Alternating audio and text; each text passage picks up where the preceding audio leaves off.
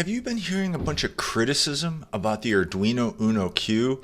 Maybe you're getting ready to buy one and you're like, man, with all this negative talk, should I even make a purchase? Listen, you're not alone. I have been getting so many emails, tons of YouTube comments with people just kind of hating on this thing.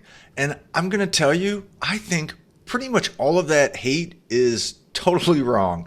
And here's why. Well, let me soften it. I think it's a little bit misguided. So the first thing that I see people have is a complete expectation mismatch. People are thinking that the Arduino Uno Q is an upgrade to the Arduino Uno R4. It is not. It is a completely different category of board. The Arduino Q is a single board computer. It runs a full operating system and it also has a microcontroller on it. The Arduino Uno R4 is just a microcontroller development board, nothing more. They're two completely different categories of things. Like if I was going to buy a sports car, but then I saw a train that was for sale, I wouldn't be like, oh look, that train is an upgrade of this sports car. You wouldn't buy a Raspberry Pi if you wanted to automate a chicken coop. You'd just get the OG Arduino Uno R3. But this is not really people's fault in thinking that it's an upgrade. It's because Arduino sucks at naming boards. Why did they name everything Uno? It's like the original Uno R3. Everybody knows what that is. It's super popular. It's never going to go away. Just call that the Uno. And then give the Arduino Uno R4, give that a different name totally. It's really kind of a different beast. It's not an 8-bit microcontroller. I just think this naming that Arduino has given has added to this confusion that somehow the Arduino Uno Q is an upgrade to the other Arduino boards. It's not an upgrade. It's not meant to replace traditional Arduino boards that are just microcontroller development boards. It's a completely separate category of thing. The other reason I hear a lot is people say that the Arduino Q, it's not beginner friendly and it doesn't work like traditional Arduinos. But I think what people are doing is putting some rose-colored glasses on because there is a learning curve to the Arduino Q, just like there is a learning curve to the traditional Arduino ecosystem. Like, look at the Arduino forum. It's filled with people asking questions about the traditional Arduino platform.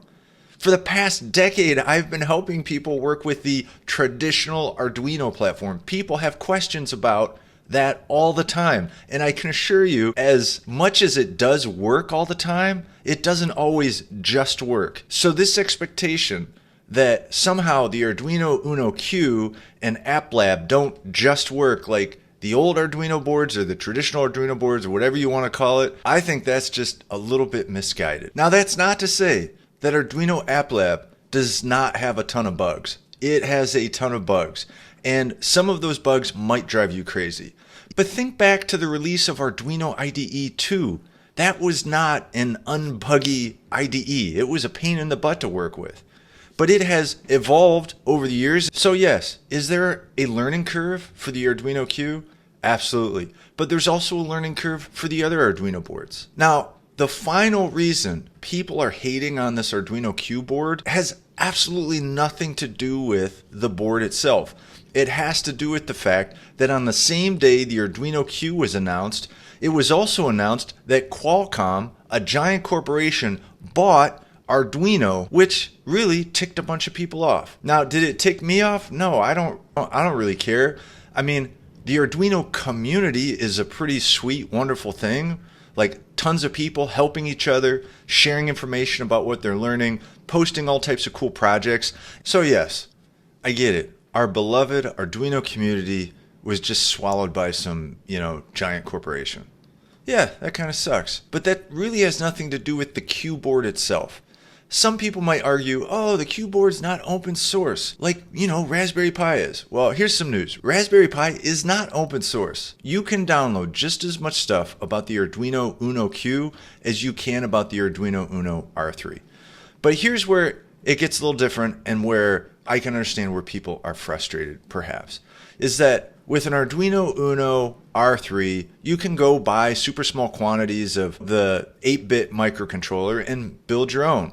And you can even sell it You could get a different processor and build a development board that can work, that can integrate with the Arduino ecosystem, like that traditional ecosystem with Arduino IDE 2, right?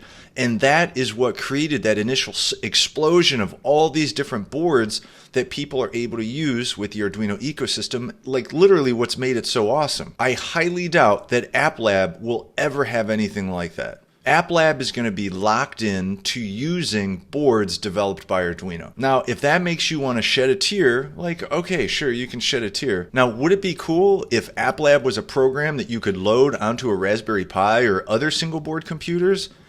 I think that would be pretty sweet, but I don't think that's the direction Arduino's going with it. I hope they go that route. But for all that, let me tell you that I don't buy an Arduino board thinking to myself like, oh, hey, I'm going to make this for myself. I just buy it because I need to use it in some project. So buy the board that's right for your project. Now, if you want to explore and learn more about the Arduino Q, I made some training that talks all about it. It will get you familiar with App Lab, with Arduino Q boards, with using the software bricks to integrate different AI models, all of that stuff. You can learn more about it at this QR code right here or at the link in the description. This QR code right here or the link in the description. If you're still wondering, should I get an Arduino Q? Well, check out this video right here. It's going to talk all about the Arduino Q. This video right here.